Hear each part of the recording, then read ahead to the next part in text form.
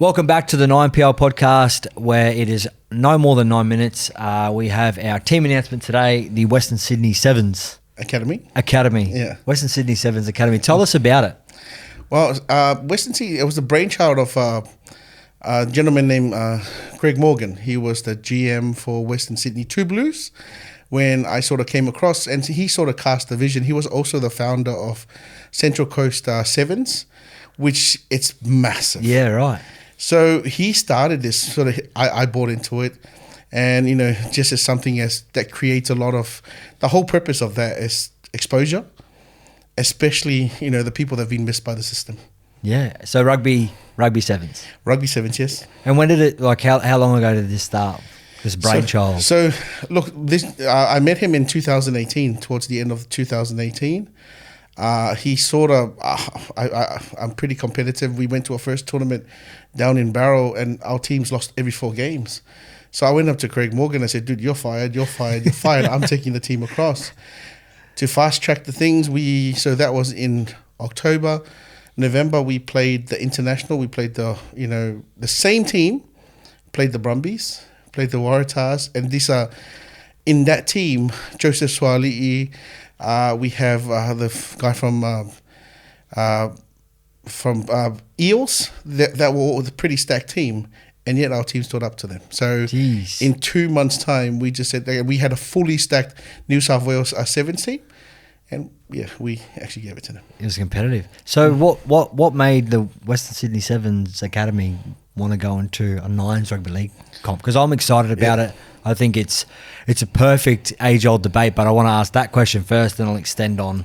Obviously, the whole purpose of the academy is for exposure, and a lot of kids are missed. And if we're looking at rugby union, you know, if you're not lucky enough to be in a private school, you won't be in a program that actually propels your skill level and things like that. And also in like rugby league, you know, it's pretty well established through Harold Matts all the way through.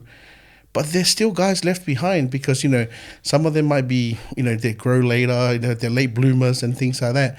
But then they lack the skills later on. So I'm just trying to breach that gap so it allows them to play. Yeah, okay. And are you finding that you might have, I suppose, a couple of players within your team who are hybrids who play, you know, predominantly rugby union but have played league in the past, or vice versa? I think the majority of my team were league players turned into rugby union players. Yeah, okay. So, like, we're talking about 80% of them. There you go. That we've got, you know, because they didn't suit the profile, they weren't talent ID in the right stature, right, you know, height and things like that. So they're talented athletes, but they just weren't seen that way. Who are if you can name any, who are the players in your team? I know your boy, would love to see him playing around in the side. So but one of the things I haven't gone in. There's a few family members running around in the NRLs, and like I said, I didn't want to go and grab those guys because they've made it. You know, for me, my whole purpose, and I can name 3 players, 2 of them in contention for a contract with the Aussie Sevens right now. But one of the guys that I really want to expose, especially in the La Ligue world, it's a gentleman named Sayasi Ikani Drodro. I got to say his name. Probably one of the best finisher I've ever seen. Yeah, right. And I can tell you now, he will be someone to watch. Like, he will probably run over you, run around you, run through you. So he's someone like and then a couple of other guys who came through the league backgrounds as well was Christian Papa and a gentleman named Jordan, Jerome Williams, which is some of the 3 guys that will come through. Yeah, great. Okay, well, do you think that there's much, I suppose, crossover between rugby sevens and the Nines league sort of format? I mean, you're a master at rugby union, but obviously have close connections with your manager in Pele. Yeah. He's got that league background. I suppose what I'm excited about is having that age-old debate with what's going to be better. I feel like Nines is probably a good hybrid between not being rugby 10s or 7s, but we're the 9-side league, but you just can't have a ruck and maul. Yeah. So, I mean, in your opinion, would you find this to be a pretty competitive way to show that argument? I think it's pretty even grounds. And I think the main thing about it, you know, for both 9s and 7s, it just highlights the speed of the skill. the both compared to 13s and 15s, both 7s and 9s either fast track the speed of the skill and the accuracy of the skill, and that's something that I'm pretty excited to explore as the first 9s tournament that I've gone in. But every single person that's played has either played league coming up or played union and still play league at the same time. So I'm pretty keen. Yeah, no, I'm excited that you're actually entering your side saying Western Sydney Academy Sevens in our 9s comp, which I think is brilliant because it pokes a few people. It also gives you guys that confidence to say we are 7s and we're going to actually try and outperform you or prove our point.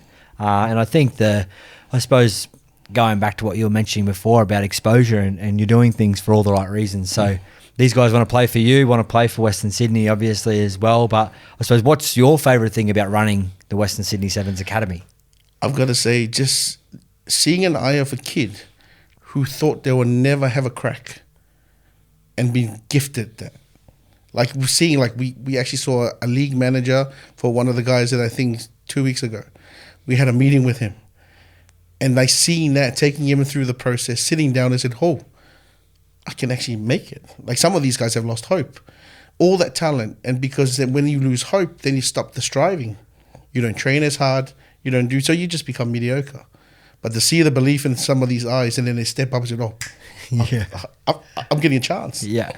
What do you think is the most important thing to coach into a player who wants to progress to the next level?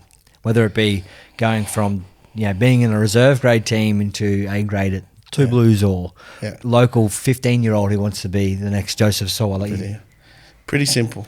And speaking about Joseph, they came through the same rugby, the under-18s New South Wales with my son. And Joseph is next level athlete.